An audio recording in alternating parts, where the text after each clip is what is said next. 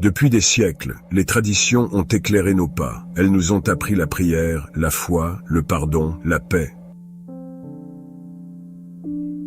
Mais derrière ces vérités visibles, il existe des mystères spirituels plus profonds que peu osent révéler. Pourquoi? Parce qu'ils bousculent les habitudes, parce qu'ils demandent un regard intérieur, pas seulement extérieur, et surtout parce qu'ils rappellent que Dieu ne se limite à aucun temple, à aucun livre, ni à aucune doctrine. Dieu agit aussi dans le silence, les pensées, les cycles de la vie, et même dans les épreuves que nous fuyons. Aujourd'hui, je vais te partager 9 de ces mystères, des mystères que toutes les grandes traditions spirituelles mentionnent, parfois sous d'autres mots, mais que trop peu de croyants comprennent vraiment. Et tu vas voir, ce ne sont pas des théories, ce sont des réalités que tu vis déjà, dans ton couple, ton travail, ta santé, ton énergie, parfois sans même t'en rendre compte.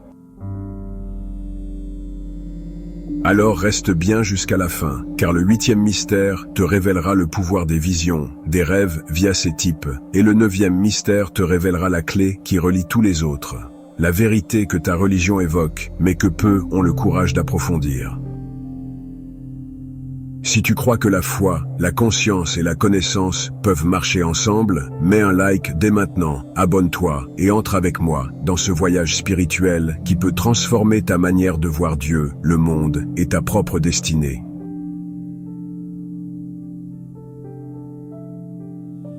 Commençons ensemble par le premier mystère, mystère 1, le pouvoir créateur de la pensée.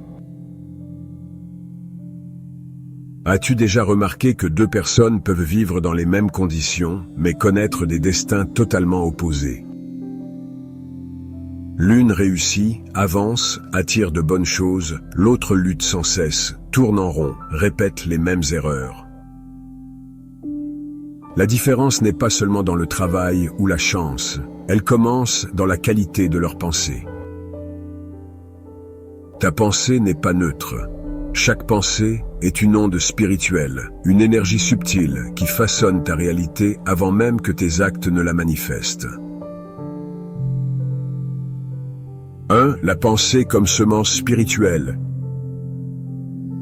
Dans la Bible, il est écrit « Car l'homme est tel que sont les pensées de son cœur » Proverbe 23, 7.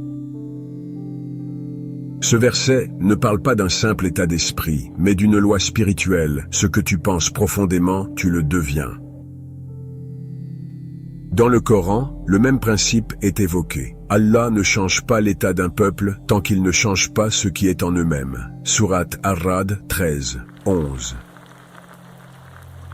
Cela signifie que ton monde extérieur reflète ton monde intérieur. Dieu agit à travers tes pensées pour manifester ce que tu crois possible ou ce que tu redoutes. Chaque peur nourrie devient une porte d'entrée pour l'échec. Chaque foi entretenue devient un canal pour la bénédiction.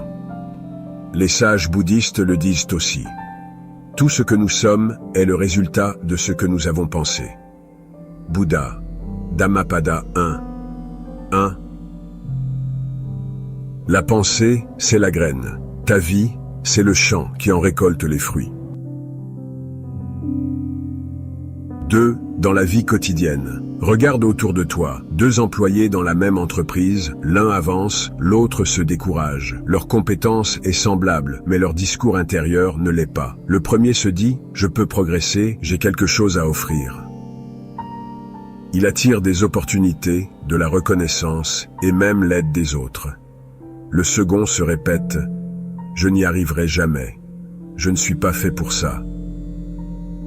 Et il finit par confirmer exactement ce qu'il croyait. Dans les relations, c'est pareil.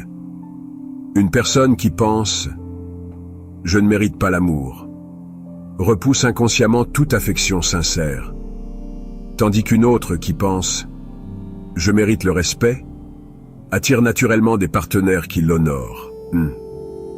Et même sur le plan spirituel, celui qui prie en doutant annule sa propre prière.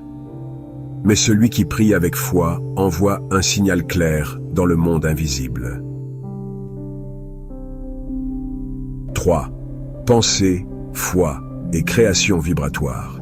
La physique quantique l'a confirmé. La pensée influence la matière. Chaque onde mentale a une fréquence.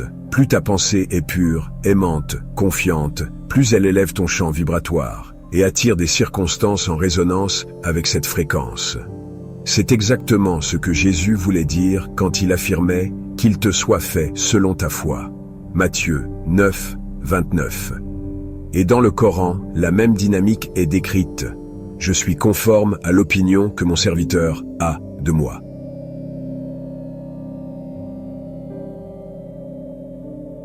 Hadith Qudsi.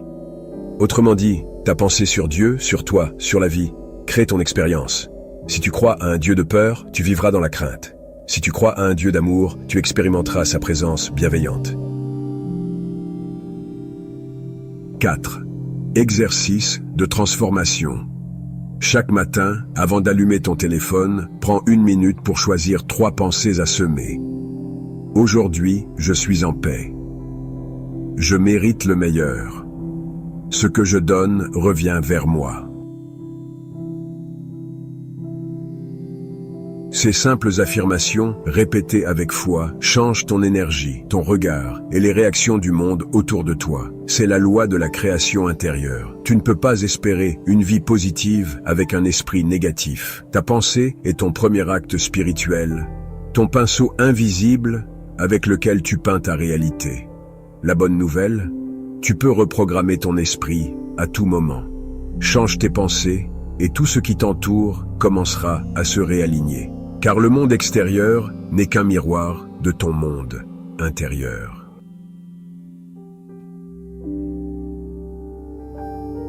Et justement, ce que tu penses se transforme souvent en paroles, des mots qui bénissent ou qui détruisent sans que tu t'en rendes compte. Découvrons cela dans le mystère 2.